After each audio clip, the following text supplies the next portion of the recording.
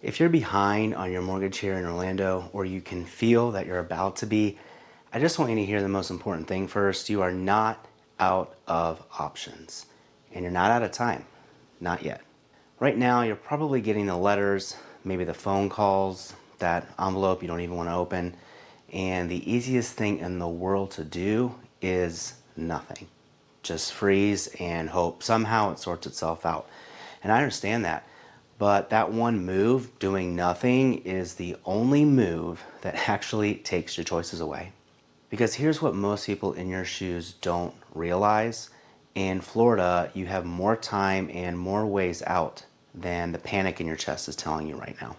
So the question I want to answer in this video is a calm one. If you're falling behind on your Orlando home, what are your real options? All of them, before this ever becomes a foreclosure.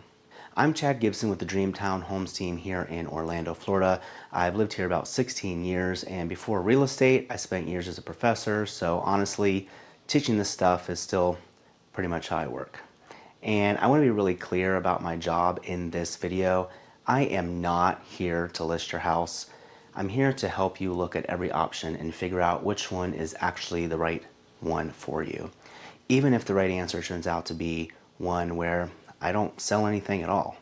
One important note before we start, I'm a real estate agent. I'm not an attorney, I'm not a tax advisor, so please treat this as your map, the lay of the land, not as legal advice. For the legal specifics of your exact situation, you're going to want to get in front of the right professional, and I can help point you in that direction if you need. Here's what I want to walk you through. First, the actual Florida timeline, how this really works, and why you almost certainly have more time than you think. Then your options if the smartest move is to let it go on your terms with your head up and your credit protected. And I'll show you what selling can look like even if there's a lien on the house or you owe more than what it's worth. So stay with me to the end because I'll also walk through the handful of things you should not do, the moves that quietly make all of this worse. So let's start with the time because that's where fear lives and I've seen it many times. When you miss that payment, you're not in foreclosure. You're just late. Here's roughly how it actually goes here in Florida. So after you miss a payment, you'll get late notices. Once you're about 90 days behind, that's 3 months, the lender treats the loan as a serious default. And you'll usually get what's called a breach letter, which is a formal notice that says, here's what you owe to fix this. But here's the part that genuinely surprises people.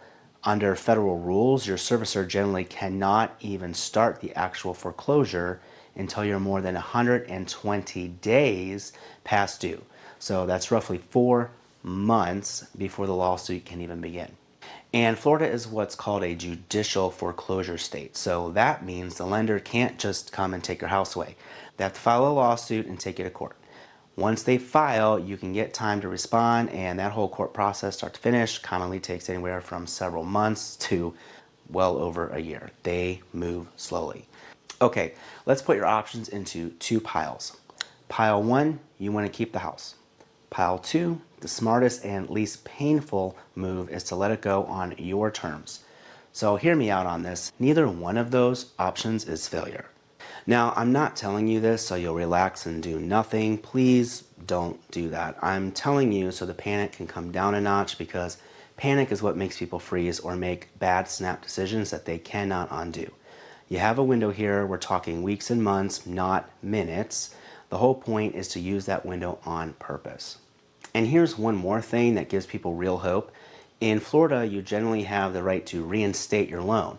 That means to catch up the past due amount and stop this whole thing, right up until the court enters its final judgment. So even pretty far down this road, a door is very often still open. All right, let's do keep it first. If the hardship is temporary, you lost a job, but you got a new one, you maybe had a medical issue and that's behind you now, go ahead and call your mortgage servicer and ask them about these by name. Reinstatement. You pay the full past due amount in one shot and you're current again. A repayment plan.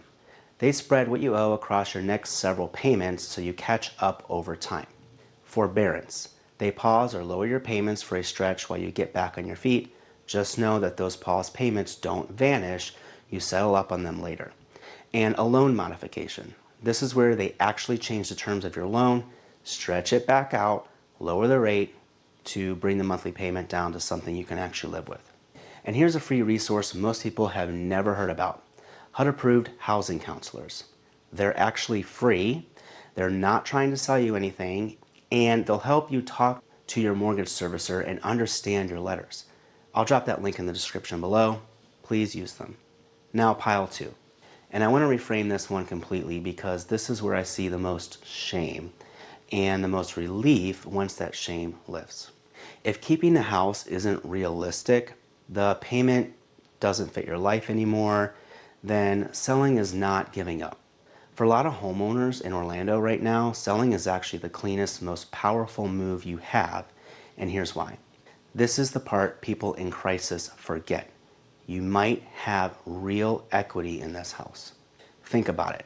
Prices in Orlando have climbed a lot over the last several years.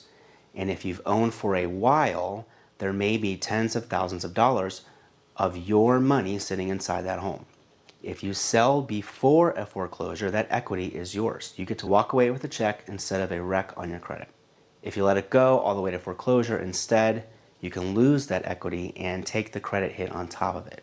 Same house, wildly different outcome. That right there is the whole ballgame, and it's exactly why doing nothing is so expensive. So how do you sell when the clock is ticking? This is what I actually do with people. I sit down and I show them what I call the seller's triangle. There are three things people want when they sell. They want the most money, the fastest sale, and the most certainty that it just closes. No single way of selling gives you the maximum all three at the same time. If you want top dollar, it takes time. If you need it fast and guaranteed, you're probably going to have to give a little on the price. And when you're behind, fast and certain usually matters a lot more than squeezing out the last possible dollar. So we lean towards speed and certainty. That might look like a competitive sale where we run it almost like an auction with a firm deadline so buyers compete for it, and you still get a strong price on a timeline you can actually count on. Or it might look like a guaranteed cash sale where I bring you a real cash offer, you pick your own closing date, you sell as is with no repairs, no showings, and you know exactly when this is all over.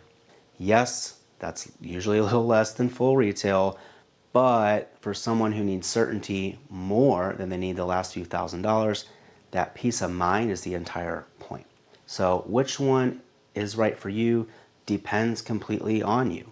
And that's a conversation. It's nothing that I pitch to you. Now, let me hit the two things people are the most scared to even say out loud. Chad, there's a lien on my house. Okay. A lien, such as unpaid property taxes, a contractor who put one on, an HOA, a second mortgage, and believe me, I've seen all of these, does not trap you. In a normal sale, liens actually get paid out of the proceeds at closing. So right there on the settlement statement, before you ever see a dime, it is routine. We find them ahead of time, we deal with them, and the sale still happens. A lien is a problem to solve, but it is not a wall. What if I owe more than the house is worth? Well, that one has a name, and it's called being underwater. And there's a path for that too. It's called a short sale. That's where your lender agrees to accept the sale proceeds even though it's less than your full balance, as a way to close the chapter without foreclosure. It takes some negotiation with your lender and some patience. It's anything but short, and it should be handled very carefully. Again, with the right professionals in the room, but it's still a real legitimate way out, and it's far gentler on your credit than a foreclosure. And honestly, fewer Orlando homeowners are actually underwater than you'd think right now, just because of how much values have risen. A lot of people who assume they're underwater actually are not. They have equity. So we won't really know though until we take a look, and looking is free. Before I bring this home, here are the handful of moves that actually make this worse. The ones I would beg a friend to avoid. Please do not ignore the mail. I know it's the hardest envelope in the world to open, but every one of those notices has a deadline inside, and your options shrink as those deadlines pass. So you need to open them. Don't just walk away and mail back the keys without understanding what happens to your equity and your credit first. That is the most expensive version of this whole thing. And please be careful with the "we'll buy your house for cash today" outfits that show up the second you're in trouble. Some of them are perfectly fine, but some are built to grab your equity for pennies while you're panicking. They're taking advantage of the situation. So before you sign anything with anyone, including myself, please get a second set of eyes on it. A real offer can wait an afternoon for you to think it over. The theme running through all those is the same here. Don't make the permanent decision from inside the panic. Give yourself the window we talked about. So let's bring this home. If you're behind on your Orlando mortgage, here's the truth I want you to leave with. You have more time than you think. You have more options than you think. And you very likely have more equity than you think. So the worst outcome, losing the house, the equity, and your credit all at once, it's also the most avoidable one, but only if you move before that window closes. I'm not talking about physically moving. I'm talking about making a decision. So here's what I'd love to do for you. With zero pressure, zero judgment, let's grab about 30 minutes. You tell me exactly what's going on, no cleanup necessary, and that way I can lay out your real options side by side. What keeping it could look like, what selling it could look like, roughly what you'd walk away with. If the best move is to call your service provider and keep the house, I'll tell you that. And I won't have sold a thing. If it's to sell, I'll show you the gentlest way to do it. Either way, you're walking out knowing your options instead of lying awake at night guessing. The link to grab a time is right below this video in the description. And I put together a free plain English guide, Facing a Hard Sale, Your Orlando Options at a Glance, that lays out every path we just talked through all on one page. That link is down there too. If this took even a little weight off your chest, do me a favor, share it or send it to someone you know who might be going through this, because unfortunately a lot of people are, and most of them feel like they're the only one. I'm Chad Gibson.